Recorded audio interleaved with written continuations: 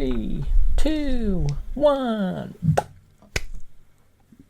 feel like mine was a very muffled clap because I caught some of my outfit on it. Whatever that is. It's okay. It's all right, as long as your hands were in frame.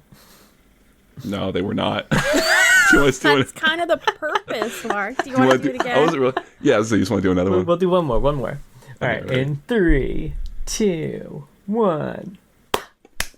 Stunning. Okay, there we go. Are you happy? You fucking satisfied? Happier, I guess. I'm sorry, I'm a little distracted. I can tell. There's something elaborate going on Mark's end that we just don't know yet. We're not I in did the some fucking know. arts and crafts today. All right, we good to go? Heck I yeah. think so. Just like cat hair all over me. Hang on, let me just take these gloves off for a second while I...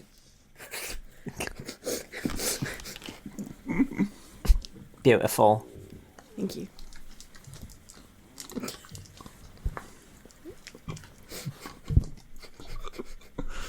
All right. Oh, yeah, okay. This is gonna be good.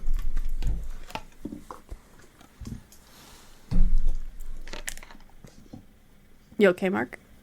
Yeah, I'm good. Oh, okay. You were looking at... I thought maybe Sarah was in there saying something to you. And I was No, like, I was readjusting something. I'm trying to keep it out of camera, so I'm having to be very deliberate. Oh my extra god. excited now. Okay. Hello, lore heads, and welcome to the League, exploring the League of Legends lore from A to Z. My name is Rebecca. And I'm John. My name is Mark. Today, we are talking about two stories in the Realms of Runeterra book. Got it in one. All Kindred, Eve, and the Daring Darling. The first one being a Kindred story, obviously. The second being a Shadow Isle story that does feature Vlkadimir. They're both a little bit spookier. Yeah, very appropriate. We are clearly dressed up beautifully. For anyone not watching, I'm in a Tibbers onesie because this was about all I could do. And I don't know how long I'm going to be able to keep my hands in the glove parts because they're already sweating just so much. And like I'm already clumsy and trying to hold my drink and everything. Yeah. It seems tough. Maybe, I expect some spillage. Yeah, yeah, same. let's think of that. Like, what do you think? 40 minutes in? 25? When do you think? There's also As soon as ton it's of- like half done. There's cat hair all over this part, the hands, because it was in our closet and our cat was sleeping on it. Anyway, John, you want to describe your half costume? Tibbers, half Rengar. Yeah, I like it. Or Nico? My costume is my Renaissance Fair outfit. It dates back to Ooh, The God. Renaissance itself. 2000 and God, I want to say maybe And like 0. 4. Yeah. I worked at a Ren fair for a while. A and long I didn't time. always have this costume. When I first started, I had just a super shitty costume, but then I was a main enough character that they gave me a real costume, which I took when I left. It was really nice of them to That'll give to teach you. them. I mean, you go to that Ren fair most years and wear that exact costume, so I don't think they care. I imagine you have some pictures, so I will make sure that on YouTube, if you want to see, I'll post some pictures of John. Old Ren fair photos, yeah? Yeah. Yeah, that you want to sounds send me great. some? I think Nice. That would be fun. Want to see me getting knocked on my ass? Yeah, who doesn't? All right, well, we don't know what Ren Fair. Mark's wearing, except perhaps a fitted sheet. This is a skirt. Thank you very much. Oh, it's a skirt. Oh, it's your wife's skirt. Thought it looked familiar. Yeah, my wife's skirt. So go ahead, Mark, and explain your Oh costume. yeah, here's to the bit. us. Here's the bit. I Okay. am. Hold on. Oh, I can't wait. Oh God, what is he doing? He's putting something on his For those head. not on am- YouTube, Face? that'll Oh. teach you. Behold, the Cryo Phoenix reborn. I'm gonna die. Oh, but that's not all. That's not all. You Oh want the shit, skin? it's not. You want the Festival Queen Anivia skin? I got it. Hold on. Mark. Well, fuck. Oh, there it is. You did. I You want more? Oh shit, we got There's more. more? Oh no, my headphones. It's okay. I'm back. Oh, there you go. Want more? Yeah, God, you know got we the do. abilities. Hold on. Well, where's? Why do I have an ice cube tray? Q. Flashbang. E. Mark, don't throw Frostbite. ice on your floor. How many times do Glacial we have to Storm. I tell have a you? cooler. Don't worry about it. Oh, he's Glacial really Storm. prepped. Planned ahead. Oh, you want the wall? Ice wall. And what's that? You think you've killed me? Oh, I've been dealt a mortal blow. Oh, fuck. Oh God, is he have an egg? He does have an egg. Uh-oh, I'm an egg. Anyway, Wow, so our I'm costumes done. That's suck. my bit. Can we just talk for a second about how you were using a party hat as a beak? Yeah. And when you went to Festival in Ivia, you just put glasses on instead of using the party hat. It's like They're a party flamingo hat. glasses. Yeah, they were flamingo guys. For just listeners, Mark has a blue skirt just kind of draped over his shoulders. And then when he lifted his arms, he had tied 6 ice packs to his arms that are dangling down in a crude manner that he's now taking off. And then he had a birthday that's why it hat. took me so long to get set up. We're starting so late because he took forever today to make ice and throw it on his floor. Hard work. Yeah. And then a birthday party hat from the summer. Really good stuff as a beak. Yeah, this is where being a YouTube listener really pays off. Yeah. Yeah, that'd entice them We'll a put a little bit. short on YouTube. So tune in about 5 weeks when this YouTube video gets let's posted. put this one up earlier. I'll get Maybe this rush one this to you one. tonight. All right. Yeah. I promise. Okay. Okay, Well, I'm anyway. done with my bit. I'll put away my ice packs and my egg. Well, we can start first with All Kindred Eve. Yeah, this is a Kindred story. We did talk about it for Kindred, although Mark at the time was the only one who had read it. Yeah. And now we've all read Now it. we've all got it. You're not so special anymore, are you, Mark? Oh, shit. Jesus. Well, I'm the one wearing a skirt around my neck. That's That's fair. true. He did And tie a ice bunch packs of ice on your packs to his arms. I think They're he's off taking my those arms off. finally. Yeah. I'm decoupling myself. I was really excited to come back to this one. I remember really liking it. And I'm being really excited that, other people... Because I think I was the only one on that entire... We had a guest even, and I was the only person in that entire call who had read it. So You were the only one who had the book. Yeah. I had Yeah. read the synopsis, but like in the synopsis, you obviously miss out on the lamb and wolf voice, which is like one of the most fun parts of it. Really, really strong here. And kind of seeing their disagreements almost like they're not always getting along here, which when you think about the Kindred, you just assume lamb and wolf are always harmonizing in some way, but they're not here, which is really interesting. Yeah. I was really struck by that bit, or that aspect of it on Revisit here. How they really get in each other's faces at some point. There's mention, I think of Lamb taking the mask off and there being a face underneath it. She doesn't even show to Wolf, which I thought was very, kind of an interesting idea. Yeah. Which was like strictly right after telling Wolf, I keep no secrets from you, Wolf. Well, I think maybe she has not seen his true face as well, but I don't know. Yeah. That's one of the mysteries of Kindred, I guess. To summarize, I suppose we could all do this together because I don't think we have a ton of notes between the three of us. I had some notes. I had marked it up. Oh, He shit. marked it up. He's writing in his books. Though some of the things we've already kind of talked about, they were just like things I wanted to make sure I remember. By Matt Dunn, by the way. Oh, Matt Dunn, thank you. Great job, Matt Yeah, Dunn. we can run through it, and if there's anything that comes up, Done good. Oh, honey. This takes place during a festival in Bilgewater called All Kindred Eve. I guess Kindred Day is the next day. Is this not... I assume this is not a festival they still do in Bilgewater? I don't know. It's not. This is like some island. This isn't like, I guess, Bilgewater. Bilgewater the main- proper? This is like okay. somewhere in the Serpentine or the Blue Flame Oh my Islands. god, how did I assume. not even So they get very well that? could. I assume they kind of did, and it would kind of make sense that no one really cares. Whatever. It's pretty on point with how Bilgewater kind of operates. I guess this whole shenanigan. Yeah, that's true. This is their 1000th anniversary, I think, Yeah. of doing this festival. And this is Kindred's first time in the festival. And they're walking around. Wolf really wants to, I guess, just kill people. There's so much stuff going on. And Kindred makes him promise to not use his teeth, not kill anyone. And in turn, she will not speak in riddles and rhymes. That's their Rhymes, deal. She's loving rhyming here. She's feeling herself. She's just laying down prose after prose, and Wolf is not all about it. Yeah, they're walking amongst the crowd and they don't have to disguise themselves because a lot of people are dressed like the Lamb and Wolf tonight.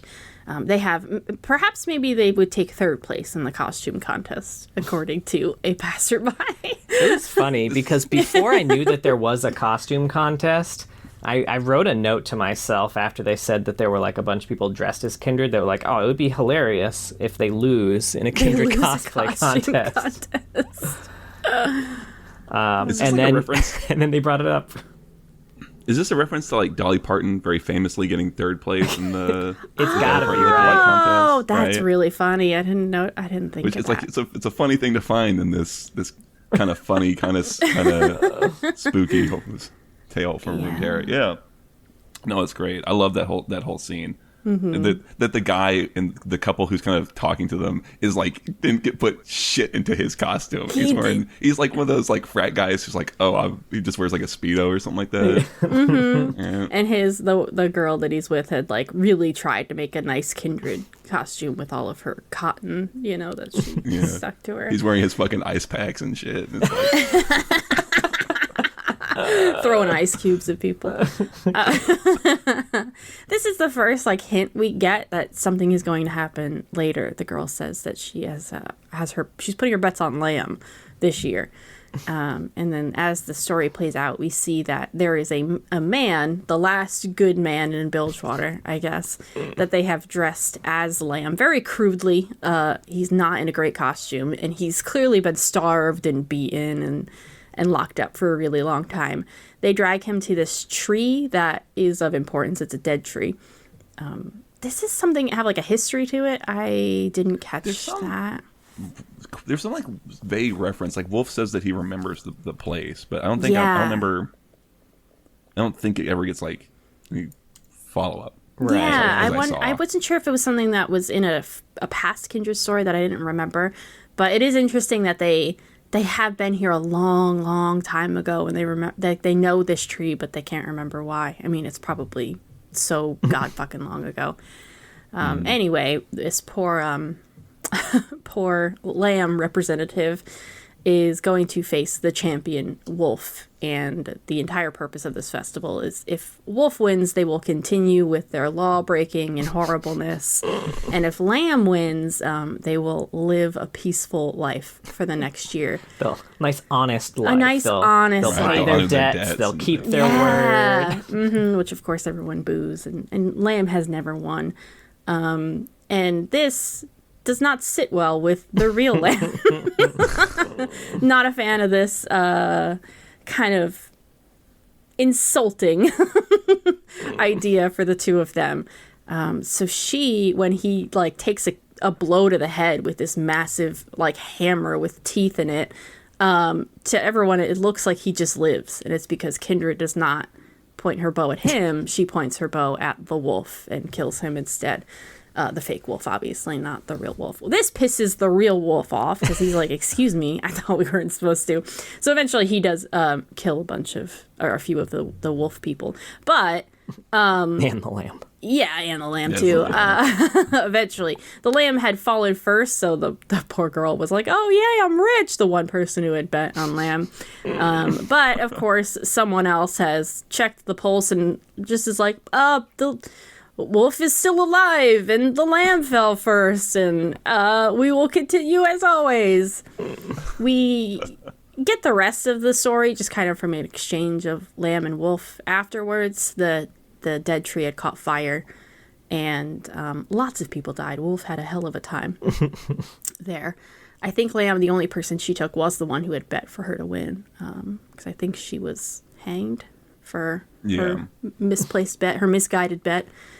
That's the story. The imagery is great. It's very creepy. I think the best part for me was the description of the three wolves that the lamb is brought to first.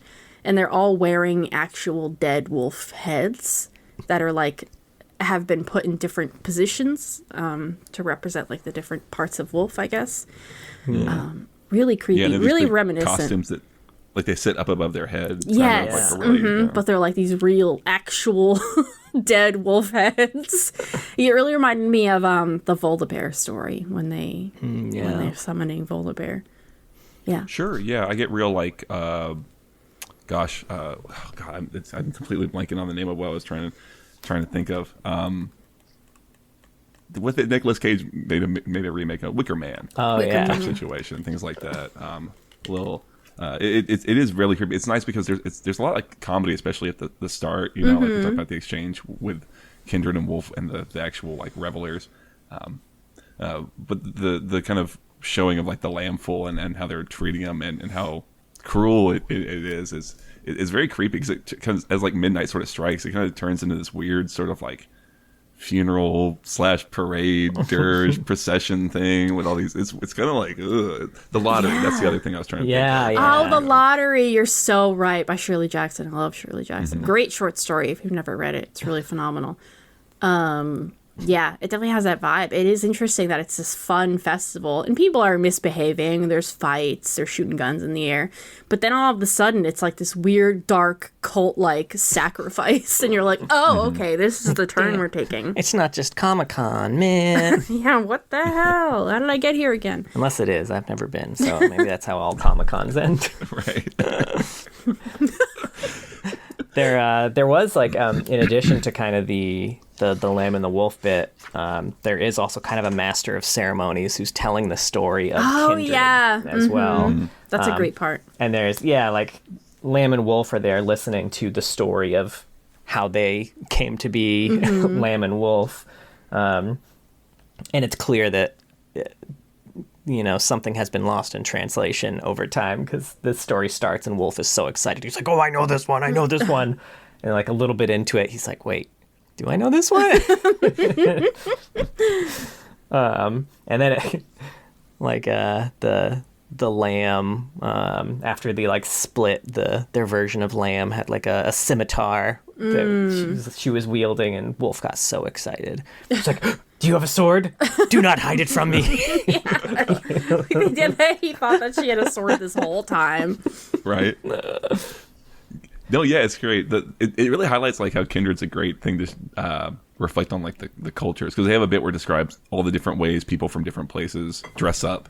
Right, for you're to right. represent the Kindred. Like Ionians do like it's like a God, was it like a snake and a sparrow or something like that, or it's like an apple and I don't remember. I didn't really write them all down there right here somewhere, but this is interesting. It's like Shuriman's. There's like gazelle and hyenas, things like that. And there was a jawl worm too from Bilgewater. So even the Bilgewater folks have their own interpretation. Yeah, jawfish and a minnow. Yeah, the minnow. That was it. There's also, I don't know if this is mentioned elsewhere or not, but we did get like an old name drop for them too. Oh, yeah. Faria and Wolio. Wolio. Yeah. Wolio.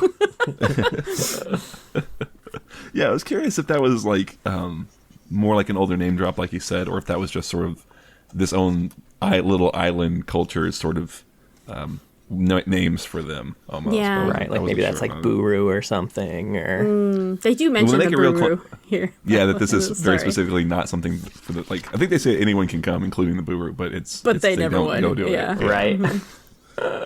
Which is kind of funny. Yeah, they also do mention here, because during the story it says something about them fighting or something like that. I don't remember. There was it was something that we had talked about for the Kindred thing too. Yes, about when they will finally die. Yeah, when there's no one left to die, like they're gonna have to take each other. But I like their ideas. After an eternity and a day is when I think it was how they phrased it. They're very cute. I know. Even with all their fighting, they're always just like they're on the same page, kind of. Yeah. Was wondering though about Wolf, because they're at this festival and Wolf wants to kill everybody, but Wolf's whole thing is that he kills people when they die, right? So I was just confused by this. I guess. Well, so for example, one thing they kind of point out is that as people are arriving, it's kind of understood that some people are going to fall in the water and die. It's just like the way things start is some drunks fall into the water and die. And notably this year, no one fell in and died because Kindred are busy walking around and not taking anyone. Okay. Yeah, that makes sense. I think it's just that they make mention too of how like there's this constant fights and stuff breaking out. People are getting, assumedly would be shot and stabbed left and right. And normally Wolf would kind of take all of them because they're all having these like violent deaths and whatever. Yeah. So did Lamb just kind of want to see what happened without them being taken? Everyone needs a day off sometime. Yeah, I think it struck me as like just they were genuinely kind of curious as to this. Like, hey, look at this! They're doing something about us. Let's go see what's up. Let's not kill them all for just a second. Just let them do their thing. I guess that. Yeah. That's kind of how I read it. It's interesting the way like because Kindred are so other. But they have a lot of, especially Lamb, I think gets a lot of like, I don't know, almost humanization in this. Yeah. Like the fact that she kind of intervened mostly because she says some line about like, oh, they tug on her hand and they don't know which hand they yank. But really it's like, she's been getting clowned on this whole festival, right? Literally. That's not what I look like. Enough of this bullshit. Yeah. Weak? That's what I was looking for. Weak? There's the bit she's like, I do nary would I speak in such a a manner, and the immediate words from the guys are like, nary have I. Yeah. Wolf's like, nary, I'm a stupid lamb. So I just love that she gets like just annoyed. It's kind of funny to see Kindred be annoyed at things. Yeah. It's interesting too to see a culture that disrespects the idea of embracing death and like understanding that it's your time or something, which is what Kindred's all about. Is she takes people who are willing to go quietly, and to Bilgewater that is a weakness, which isn't true obviously, but it's so interesting to see how they interpret this god of death a little bit in a mocking way and then respecting the wolf. And it's interesting too because while Noxus has like a very similar ideal of like fuck Lamb, we're all about the wolf. Like it's also very hard to imagine them doing some sort of festival like this because it seems very cowardly to even do something like this. Is very much a festival of cowards who want to see themselves as big and strong. Yeah, it feels very petty. Yeah, precisely. Yeah, yeah, it's kind of interesting. I had the same thought. It was interesting, kind of drawing this up in comparison against Noxus, right? So this is very neat. It's very neat. I can picture every like moment in this story. It paints the picture quite vividly in it. And talking about like Kindred and Wolf, kind of getting into arguments. It is kind of nice that after she had intervened, Wolf kind of is like, that's no fair, and she sort of acquiesces and agrees that well, if I'm allowed to play, Wolf should be allowed to play too, which is kind of polite, I guess. She's sharing. It's good sharing on Lamb's part. She did kind of make a point, though, to be like, hey, I promised I wouldn't rhyme anymore. I didn't promise I wouldn't take out my bow. Right. Yeah, that's true. But it's like tricking a toddler. It's like right, he is very much like a toddler, Wolf. Right? He said he had a line I marked. What was it? Oh, he hears music and he asks if he can chase music. And I can just see that coming out of my kid's mouth. Right? Yeah. I want chase music. It's like, right. You can kind of do that, which is essentially what Lamb says. Right. So, like, I guess technically, yeah. Yeah, kind of, in a sense. Yeah, in a sense. And I did like the kind of very last line that after all these horrible deaths, so many people have burned to death or like been, just murdered. Everyone thinks it was the best all Kindred Eve ever. Like, that was fucking sick, guys. Same time next year. God. Good thing the wolf won. Right. Would have been a rough year. I got mad on Kindred's behalf there. Well, on Lamb. Yeah. Yeah. Yeah. It's very mean. That's something when they're describing the whole setup as how everything there is designed to, like the weapon itself is not something that's designed to kill you quickly, but to make it really drawn out. Yeah. And he even said like says as much. I forget the line, but when the guy was about to die, he was like, all right, well, at least this will be over quick. And she was like, oh no, I'm going to make this last a really long time. She then does exactly aim for his skull with the big hammer. True. So she was lying, but... Yeah. Maybe she's just very bad at her job. Yeah. Yeah. See, that's why it's, what I'm trying to say, there's nothing to filter out incompetency in this wolf thing because everything's so rigged. Right. So. That's why you got to study physics so you know exactly how many blows a head can take from a cudgel with All sharp right, claws the on daring darling. Who wants to summarize this one? Sure, yeah. I was just looking to see this is by Laura Miche. I think I've read this like 4 times now, so. This was my first full read. Again, I only Yeah, I read was the kinda synopsis. Again, this is also one, I mean, I was excited for the whole Realms of Runeterra thing, because it's neat to find things that, like, you know, I've read or someone else has read, but maybe not all of us have. But yeah, Daring Darling. So the setup is that there is a woman, Fayette, who runs an inn called the Daring Darling. That's sort of like an outpost just on the outskirts of like the Shadow Isle. So the idea is that treasure hunters will go and adventure around on the island for the day, and then as night falls, they come back to places like the Daring Darling. And one of her key sort of selling points is that she has this vault from Helia that will kind of contain magical artifacts found within. So it's great. You can go get your loot, you can drop it off, you can go get more loot, and it's all kept in the vault, and it's sort of a nice neutral ground. And she was very, you know, insistent on ensuring that everybody is kind of treated equally and nothing's taken out. Right. And very specifically, too, for this vault, if you do try to pick the lock, yes, it will kill you immediately. Yes. It's one of the advantages that this vault has over other vaults, too. Right, you get sucked into the keyhole. Yeah. But yeah, so she is battening down for the night. She has a number of treasure hunters kind of working there. And then all of a sudden, I guess before that, one of the group, an Ionian group, comes with this big bell. It's massive. It fills up most of the vault. They go and put it down there.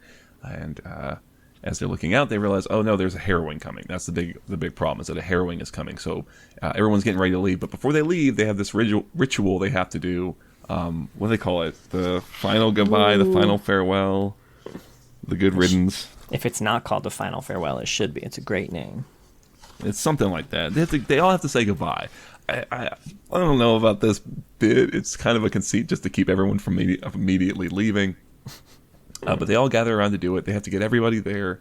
And as they're all getting ready to do it, the lights go out. And there's a scream in the dark. And someone's been murdered. You know, and everyone's all starting to get all paranoid. And then they go out to their ships, and they see that all the ships are being held in place by these weird red and chains made of some substance. And Vladimir's there, by the way, everybody, in case you didn't know what's happening. Vladimir's there. He's this reclusive Noxian aristocrat who no one really knows about. But everyone's starting to freak out. Fayette's trying to kind of keep everyone calm. Vladimir is kind of calmly by her side, and is sort of like, we probably need to open that vault. But chaos, kind of erupts. People, go and hide in their rooms. Other people are trying to figure out who's the sorcerers who's keeping the ships all stuck in there. Meanwhile, the harrowing is kind of descending on them, and Fayette and Vladimir go and get some people, and they end up, killing some of them because everyone's all freaked out, and they get back down, and ghosts start showing up, and they try and run out to the docks, and the ghosts are showing up, and it's all this sort of chaos, and it culminates in Vladimir is kind of been alongside Fayette this whole time, and has been like more and more insistently trying to get her to open the vault. And finally, at one point, she refuses. And she goes to open the door from this room they're in, and a big tidal wave of blood washes over her. And when it leaves, she realizes she's being puppeted. She can't control her body, and it's moving her down to the vault. Makes her open the vault, and then she passes out and wakes up and comes back up. And many of the treasure hunters and sailors have been killed. There's a few still left around. And Vladimir and one of the treasure hunters who has betrayed them all come down, decked out, blinged out in artifacts. They've got them all, and they reveal that he was the one who had done it the whole time. It wasn't the Demacian who was actually secretly a mage or any of that nonsense. And he's getting ready to kill them all and take all the artifacts back when this mortally wounded Noxian calls forth Callista to wreak vengeance on Vladimir. And so Vladimir and Callista start fighting off screen. Fayette is trying to get out. She realizes she can go use the bell because they had said that it will, mess with the spirit world and then cause everything to kind of stop. So she rings the bell, and it causes this massive surge in ghosts. But then everyone kind of freezes in place, and she sails away. And as she sails away, the bell rings again, and at the end, Vladimir comes surfing up on a wave of blood, and and Wipeout's playing, and he doesn't have any artifacts, and she's all messed up, and he had rung the bell to get away, and they're too tired to kill each other, and so they kind of resign themselves to sailing off to land together. Everyone else is dead. Yeah. Yeah. Man, Vladimir could have avoided all this if he just gave them a fake name. That's true. Yeah, I kind of wish they didn't name drop him so early, because they make a real point of very early saying all the candles have gone out. What's the substance on it? It's blood. Okay, that's creepy and weird by itself. But then immediately Vladimir shows up. It's like, okay, well, I think I know what's happening here. Yeah, I would say this is probably like a much better story if you have no idea who Vladimir is or anything like that. Because he does drop at some point that he does hemomancy, and so you could probably guess if you don't know anything about League. Oh, it's probably like blood magic. Right. But knowing Vladimir's there, like, oh, he's going to be behind this the whole time. Do we know whenabouts this takes place? Because at the time he's working as the Black Rose, yeah? I think so. He makes constant reference to his benefactors. Yeah. But he also says they're more partners. I think at this point he's definitely working. This is very on brand for them, right? What same shit they do with Elise. Trying to get and it had the same success rate as a lot of the other plans that the Black Rose does. He was this close to putting one in the win column for the Black Rose. All right. I didn't think he was still doing shit for the Black Rose, but I don't know. This felt very different than like Vladimir that we get in, other stories of his. Yeah. But I don't know. I mean, maybe he's got different. Maybe there's like LeBlanc's Black Rose, and then Vladimir's Red Rose. Yeah, more fitting. I feel like. I mean, one thing he does mention is that the other members or his partners or his benefactors are like equally as old and strong, if not more so than him, which makes me real curious who the other ones are. Yeah. Right. I mean, I assume he's referencing LeBlanc here, but who knows? Maybe this is. I don't know. All the benefactors are just LeBlanc and various clones of LeBlanc. Probably. Honestly. Probably. Yeah, exactly, right? Probably. He was impressed with Fayette, by the way. Fayette? Yeah. I think like offered her. I was also thinking like Lafayette. Fayette. Okay. And like offered her a place next to it, which was really interesting. I really liked her too. I was glad that she lived. Hopefully she still lived. Yeah, she's the whole thing is it is the setup is really neat. I think she's in a really neat position. The idea makes a lot of sense. Like it's very logical that these services would exist and there's these people who run them, and having someone who's in that kind of weirdly, like she's got one rule. That's the only thing she cares about, right? It's just keeping that vault from being plundered. So it's interesting that you got all these people from different places. Like it's funny at the start where people are complaining about other people bunking because they're all from different places, and the Noxian is complaining about how the Visayan sings Ionian marching songs. About killing all Noxians. Yeah. And she's like, I don't give a shit. Fayette. She's like, I don't care. Right. Figure it out. Yeah. And everyone's there under essentially false pretenses, basically.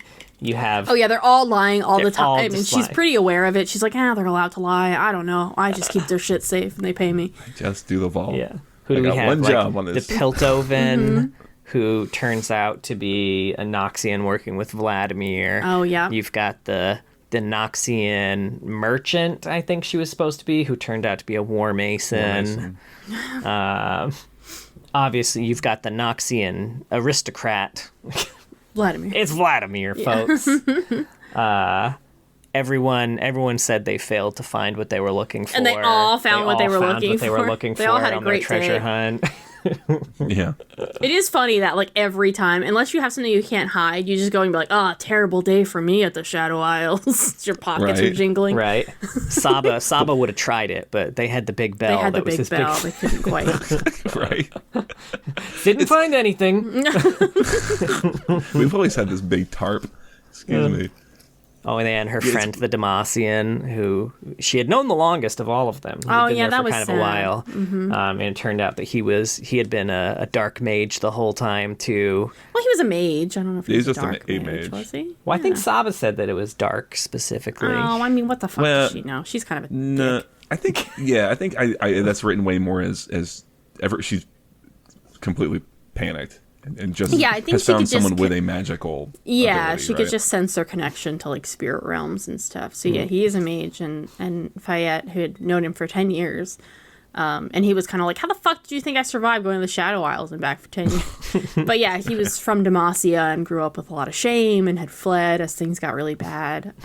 He Get was a so Silas nice. name drop there, Yeah, too. he had mentioned Silas. He's like, I don't believe you can identify magic. There was a boy in my village who could identify magic, and Yeah.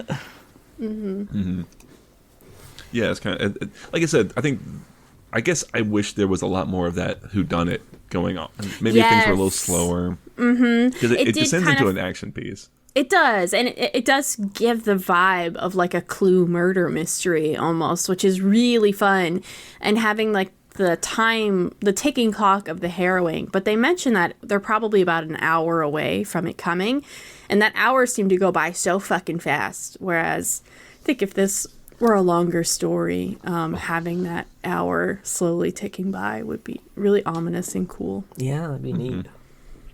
Yeah, I agree. It still has fun moments. Some of the ideas for like that one guy found the artifacts. Was it the Piltover who had found the glowing sort of ghost bear traps that trap your spirit? yeah. It was very neat. I thought that was really clever. Just a neat idea.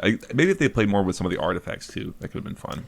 Yeah. But they're always in the they're, vault, so it's I know, right? No. Or being hidden on someone's person after they said they didn't find them. Sure, But yeah, yeah. the bear traps can trap people's spirits as well as their body. So, Yeah, it's a real creepy idea. and then they had the one, and actually I was curious about this one too. The pendant that had the ghost's soul in it, that Yeah. knew where treasure was hidden. I'm curious if they just used that same shit that they used to lock down Viego in the Ruined King. Oh. yeah. I mean, It's like one of I don't those think that blessed idea. pendants. Yeah, I don't think it existed yet, but it's like why it fits naturally. So we'll just say that they did, right? Like, why not, right? Yeah, I do like how they all were so familiar with the Shadow Isles. This is when we were just talking about the Shadow Isles. This is what I was looking for. People who explore this area and who are really familiar with its history. And I'd love to see more of this.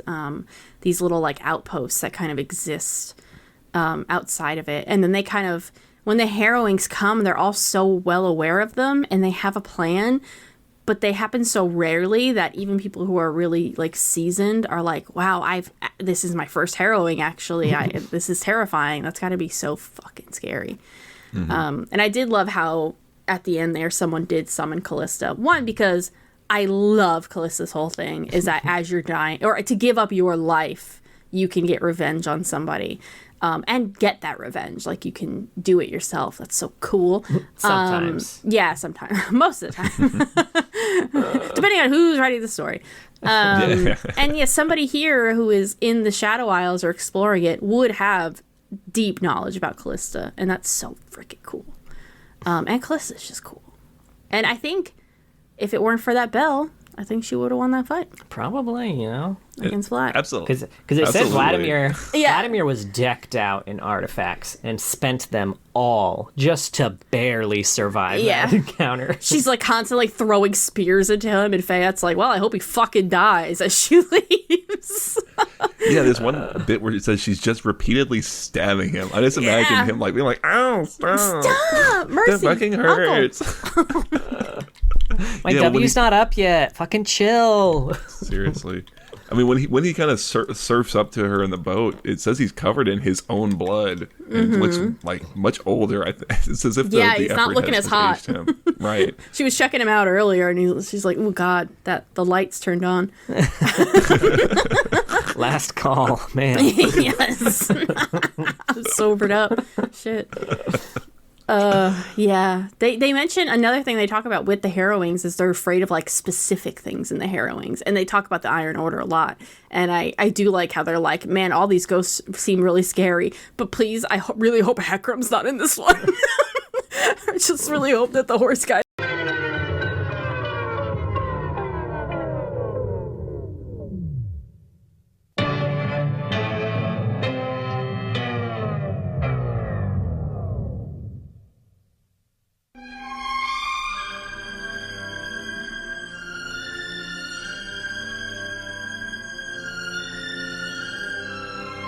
So, the Daring Darling.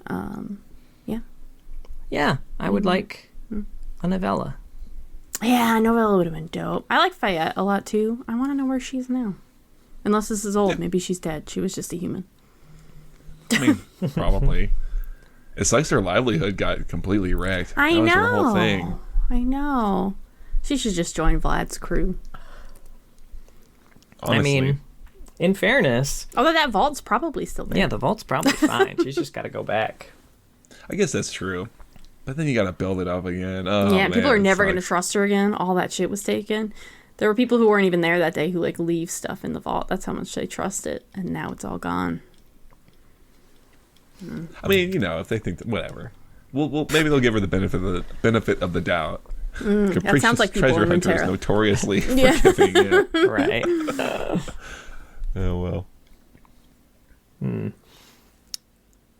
yeah. Fun. Those are those stories. Yeah. Did we? I think the other plan was to just give some horror movie recs. Yeah, I was Spooky thinking month, right?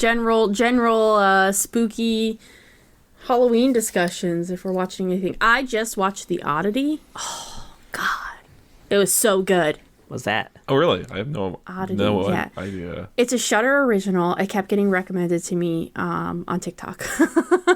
We almost watched it together, hun. Well, I gave it as an option, but you passed. I went for Deadstream instead. I don't regret my choice. Well, we'll talk about Deadstream after, but a quick pitch for Oddity. It's about this woman who is like a real deal psychic medium, and her sister had been killed. So she goes to the house where she's been killed to try to kind of figure it out. What happened. She reads objects. She has other connections to like objects and stuff like that. The story's great. The setting is so good, and like it does a good job of mixing up jump scares with like very slow tension, which I really like. And it's a movie that I feel like made me appreciate jump scares. It earned them. It earned the jump scares so much. And I feel like I have a mixed feelings about jump scares a lot of times. They feel like cheapo to me. I can't tell if Mark's really still... Okay, no, he was just... I'm just listening intently. I'm just trying to like... He's locked in.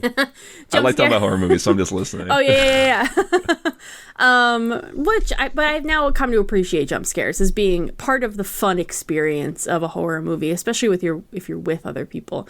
But I do think Oddity was... it doesn't rely on the few jump scares it has too heavily, and they do feel really well deserved. And there is just a lot of strange shit going on, and I loved the house that it took place in. It was really cool and creepy. So many dark corners. Really recommend Oddity. Is it pretty much contained to that setting, the house, then? Yeah, for the most part. But the other place they go is a guy who works at like this incredibly creepy asylum. So those are like the two places that you go to. I kept like looking at this place like, is this like the lowest funded? What's going on, guys? This is like where you it looks like the asylum you search in Outlast. Like, I mean, it is a Shudder original. Yeah, I don't know. But it was so good. Yeah, that's surprising. I feel like when I see Shudder original a lot of the time, I think it's a mixed bag. Yeah, that's what I mean to say is that it's like I have no trust, I guess. I don't know. I really I'm thinking about getting Shudder for like a month or so because I keep seeing recommendations for movies. Another one that keeps popping up is called Daddy's Head. I know it's a really bad name, but it does look really good, and I want to watch it. I haven't watched either of these things. I watched Pulse recently. I know there was an American remake, but I watched the original Japanese one. if you want to talk about a complete lack of jump scares, but still having these really very tense, like just completely ratcheted up sequences. I really enjoyed that aspect of it. It's a little uneven in certain points. I think it'd be a little tighter. It's a little long, but it has these moments that I wish I could. I wouldn't want to spoil anything. Yeah. But just has these moments, like the very first thing that really kind of happens is like, I just spend so much time in this sort of like uncomfortable sort of space. I really enjoy it. Interesting. Really like it. So I would recommend that. I watched this movie called Possession with Sam Neill and I can't remember the female lead's name, which is a real shame because she has a batshit performance in it. I swear to God. Oh, I love this movie. Yeah, I'm trying to remember. I feel like the director is some film person might know. Maybe not. Andrzej Zawalski. I don't know. That movie is bizarre and insanely over the top, but it's got these really weird, creepy sequences. And the setup with that is that it's about this man who comes back from, I think he's a spy in like the Cold War, and he comes back home and finds out that his wife is cheating on him, and it's like horror through the lens of like mostly a family drama. But everything's ratcheted up to like 11 in terms of like just the performances, and people are just screaming and yelling constantly, and just it is an insane film, especially in how like they were I assume directed. It's just nuts, but it's interesting for sure. I don't know if I'd recommend it necessarily. Okay, yeah, like you're not selling it, but it's interesting. You know what I mean? Well, we watched Deadstream too, which was I think another Shudder original, right? I think so. Yeah. And the whole premise of this was it was all through someone's live stream. The entire movie is through a live stream, and it was from a streamer who he's been canceled. He was popular. He's done some shit, and he's just got access back to his account. And this is kind of his big comeback, like. I've got I finally have sponsors again, and this is going to be the big thing that gets me back on the map, baby. I'm going to spend the night in this haunted house. So he is a ridiculous. It's too real sometimes. The YouTube persona that he has, you're like, can I sit through this a really obnoxious guy as he's doing this live stream? You have to know going in, this movie knows what it is. It knows what it's doing. It is a comedy 100% through and through. Like, there is some violent shit and some creepy parts and really good like prosthetics and stuff like that. Like, they use a lot of real shit, which I really liked. But it is over the top and genuinely funny. Yeah. I'm just remembering that scene of the ghost just slamming his head into the ground saying, "Smash that like and subscribe." So wild.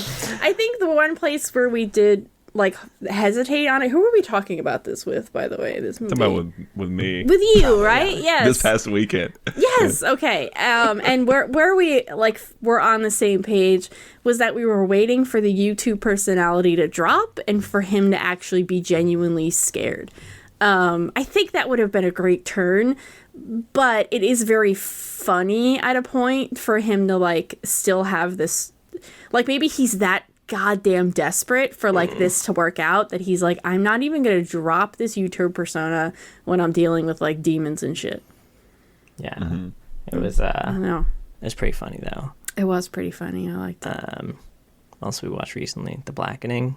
Oh, The Blackening was also extremely funny. Yeah, that's another horror comedy. I love a good horror comedy. Yeah. Sure. These group of like college friends haven't seen each other in a while, and they're gonna get together at a cabin for Juneteenth, and there's this like extremely weird board game that they have to like do this trivia or they die. But it is really funny.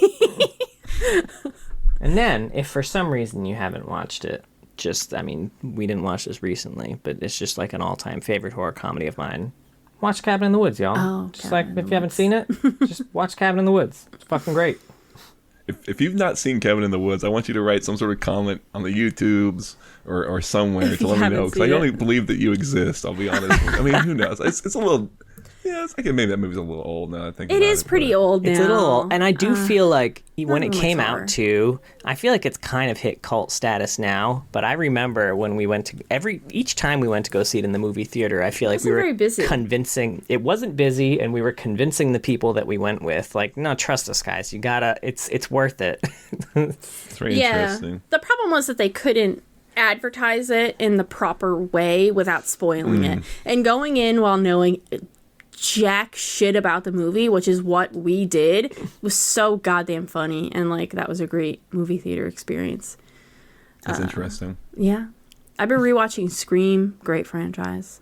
I haven't gotten to 5 and 6 yet, and I'm nervous. But they're the only two I haven't seen ever. But they're some of my favorite movies of all time. I'll get there. Oh, and I watched the original Texas Chainsaw Massacre recently. So I know I brought that up to you, Mark, and you were surprised I had never seen it. Although it isn't required watching where I'm from, as opposed to Texas. I imagine you must watch that movie. It's a I always rule. remember my dad would tell me that some house near where we lived was where the actual Texas Chainsaw Massacre happened, which I think is just a complete fabrication. I don't know if he was just That's fucking just with some me, horrible shit you tell your kids. or if he Yeah. was misinformed, or maybe he was right and I'm just wrong. But I thought I don't know. I always remember that we'd be driving along and he'd be going back to the house and he'd be telling me about, like, the Texas Chainsaw Massacre. That's the one. There it is.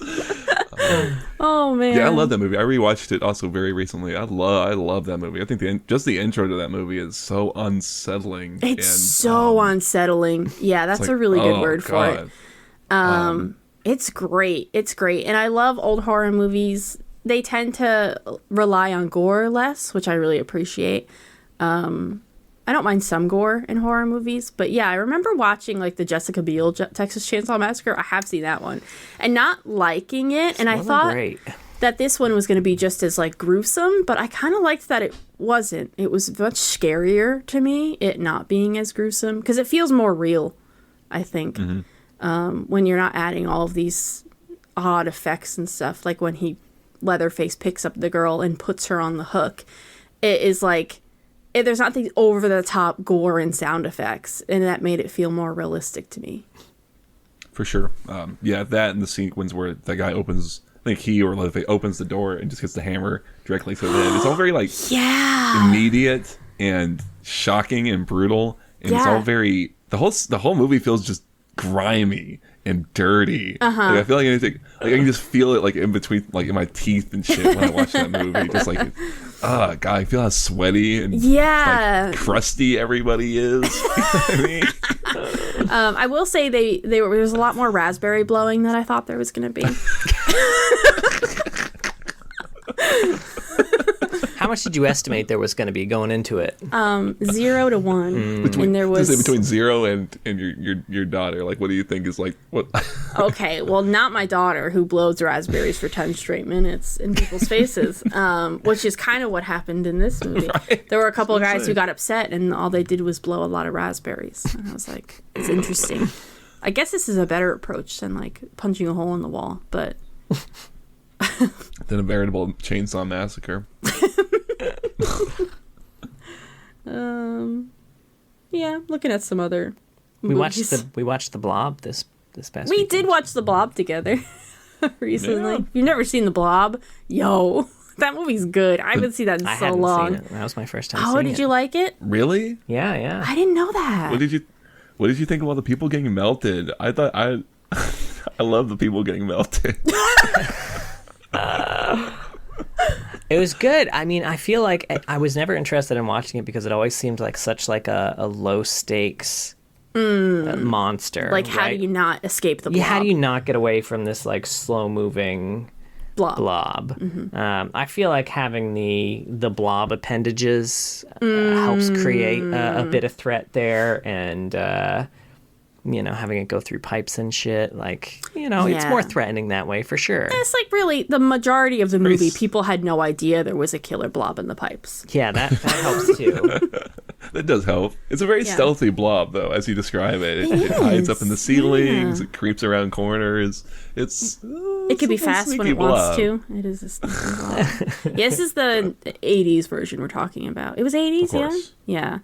They had Yeah. made it originally in, like, I think the 50s, which I know I've seen, but it was on, like, cable a very long time ago. I think my 20 thing is that I is always the equated song. the blob with the what is it, Monster Goo or Monster Ooze, the that Goosebumps book, Monster Blood. Sure. Yeah, I think it was called. I vaguely know what that is. It was basically just Turns like you a into goo monster. that grows and grows and grows and grows, and it Oh, always that, seemed okay. very easy to get away from, and But yeah, this was a much more threatening goo. I'm sorry they'd have people's arms getting melted off in Goosebumps or whatever. Yeah, they Yeah. drew the line at that one, I guess. Yeah. So watch those. Yeah, I mean, Not necessarily in sounds that like- order. if you want, if you like them. Huh? That sounds like some good stuff. This is a good collection of. Oh, did you watch Talk to Me, Mark, by the way? No, I haven't. That was another one that had gotten big for a bit. That one's also freaking amazing. I really recommend Talk to Me. Sure. There's a lot I need to watch. Yeah, that one's about this like group of teenagers like have this hand that if you hold it and say the right words, you'll see like a spirit, and then you can take the spirit inside of you, but you can only do it for a minute or it might not leave. And they just kind of have like these parties where they do this like over and over again. And then obviously things start to go awry. It was such a creative horror movie that like I'd never seen anything like it. And all the performances are so goddamn good. I really like it. That was A24, right? Yeah, I think it was an Some A24. prime A24 horror. Yeah, it was great. Sure. I like that. Yeah, I one have a lot of stuff in there, the broad A24 oeuvre that I need to consume. Mostly what I put on these days is crappy 80s or 70s horror movies on Prime while I'm busy doing like washing dishes and stuff like that. So, yeah, I'll try and sit down and watch some. Yeah. Well, that was our Halloween episode. Spooky month. The pause did not last very long, by the way. The Tipper's pause. I took them off like 55 minutes ago, we'll say, and we're on minute 57 of the recording. And you didn't spell anything, so I mean, it was the right choice. Yeah. Well, anyway, thank you so much for listening. Oh, we don't know what we're doing next week, do we? I assume we're going to start getting into Arcane rewatch. Right? at that Arcane gonna do rewatch that? is next point, week, yeah. I think. They're Okay. One gearing or up. two They're episodes starting of to- that, and then it comes out the week after. Okay. Yeah, I think that's right. Yeah. So we're only going to do 2 parts of our Arcane rewatch or 3? I think 2 makes sense. 2? Yeah, we had talked about two. I know it doesn't line up with the whole With like the whole parts, but that's release okay. thing, but like We'll kind of find it. Maybe when we rewatch it, we'll find a point where, like, okay, this is where we'll stop the episode. Like, Sure. halfway that's through episode 2 of part 2, something like that. Sure. Exact middle point. Yeah. I'm sure. Let's do I'm that, sure actually. something really big happens in that moment. Like maybe when Jinx sets off the rocket or something like that. Maybe it's around that time. I'm not sure. when Jinx sets off the rocket. Not the rocket. The flare. The flare gun to get by. That I was was like, wait, is she just joking? The very end. Yeah. Yeah. Yeah, that was the end of 6, I believe. Oh, okay. So never mind. Yeah, you probably We'll know the see. show much better than I do. But anyway, yeah, we'll see. Thank you so much for listening. I don't think you can find the stories we talked about really anywhere except for the Realms of Runeterra book. Is it posted anywhere? Does anybody know? It is not. You can find the synopses on the Reddit, Yeah. but they don't have the actual stories themselves. Mark's looking for something. And the stories are. I'm looking for my they're book. good. I was going to hold it up, but Oh, I know the book does look great. Hold on, we'll hold it up. We'll hold it up on our site. I got it. It's a beautiful. We'll both Oh, hold you'll it both up at the same hold it. time. I love it. Ta-da. Oh, what's in there? Oh, that's a picture of a guy in it. Oh, you're peeping that centerfold. Yeah, it is a great book. You can still order it, even off Amazon. It does take a little while to ship. It's not, in the warehouse, I guess. Or maybe your local bookstore. That'd be cool. Sure. I'm sure you can order it. Most bookstores will allow you. Anyway, we have a Twitch. Twitch.tv/loreheads Jin streams. That's me. That's John. On Saturdays, he does TFT and rooms with viewers. We also have something, YouTube. If you want to see our lovely costumes, Mark's amazing Anivia costume. We might not be in the video for that because we had some technical issues. We'll see. But Mark's video will be there, and that's all that matters. Right. No matter what, Mark's getting posted. Costume. Hey. Yeah, but check out our YouTube. We also have a Discord. If you want to find some people to play League with or make fun of us, then join the Discord. And we have a Patreon. Thank you so much to all of our patrons. But a very special thank you to our Medarda tier patrons, Mr. Dead and King of Hearts. If you were treasure hunters on the Shadow Isles, I would make sure that no harrowing got you. And if Vladimir tried to step up, I'd be like, fuck off. And I would call Callista on him. Then you die. Damn. I would do what I had to do for our fine patrons. Right. Okay. Goes that extra mile. Yeah, it's beautiful. Thanks. Please be sure to join us next week. We are prepping for the big moment to everybody. Arcane Season 2 is almost here, and we need to rewatch Season 1. We're going to break it down into 2 parts. So join us next week as we do our rewatch of Arcane.